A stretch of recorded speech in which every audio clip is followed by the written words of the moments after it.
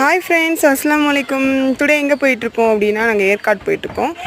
ஈஸியாக ஏற்காடு போகிறோன்னு சொல்லிட்டோம். ஆனால் கிட்டத்தட்ட 7 ஹவர்ஸ் ட்ராவல். ரொம்பவே அப்படியே டயர்ட் ஆகிடுச்சு. ஹஸ்பண்ட் தான் ட்ரைவ் பண்ணிகிட்டு இருந்தாங்க. ஃபஸ்ட்டு வந்து மதுரை போய், மதுரைலேருந்து திண்டுக்கல் போய் நிஸ்ராலாம் நல்லா தூக்கும். அப்புறம் வந்து கரூர், அப்புறம் வந்து நாமக்கல், அதுக்கப்புறம் தான் நமக்கு வந்து ஏற்காடு.